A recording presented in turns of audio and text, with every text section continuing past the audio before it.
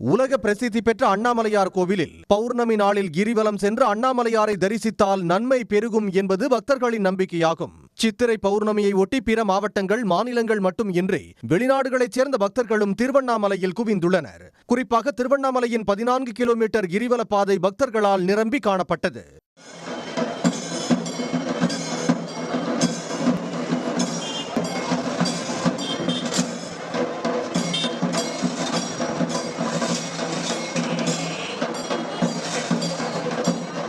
நாங்கள் பெங்களூர்லேருந்து வரோம் சார்.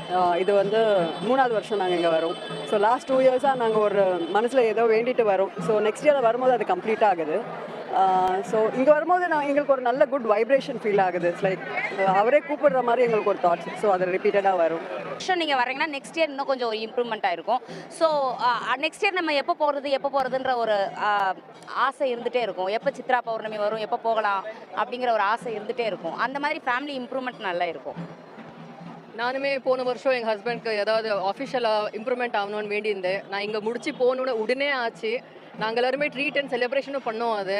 ஸோ அதனால தான் இந்த வருஷமும் வந்திருக்கேன். எவ்வளோ வருஷம் முடியுமோ அவ்வளோ வருஷமும் நாங்கள் வருவோம். தேங்க்யூ. சித்திரை பௌர்ணமியை ஒட்டி அண்ணாமலையார் மற்றும் உண்ணாமுலை அம்மனுக்கு சிறப்பு அபிஷேகமும் மகா தீபாராதனையும் நடைபெற்றது. 5 மணி நேரத்திற்கு மேலாக நீண்ட வரிசையில் பக்தர்கள் காத்திருந்து அண்ணாமலையாரை தரிசித்து மனமுருகி வழிபட்டனர்.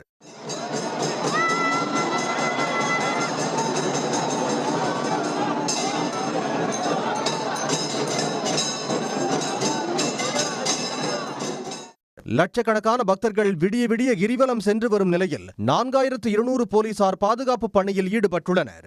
கிரிவல பாதை நெடுகிலும் பல்வேறு இடங்களில் கண்காணிப்பு கோபுரங்கள் அமைத்தும் சிசிடிவி கேமராக்கள் பொருத்தியும் கண்காணிக்கப்படுகிறது. பக்தர்கள் வசதிக்காக பிற மாவட்டங்களில் இருந்து திருவண்ணாமலைக்கு 5000க்கும் மேற்பட்ட சிறப்பு பேருந்துகளும் இயக்கப்பட்டுள்ளன.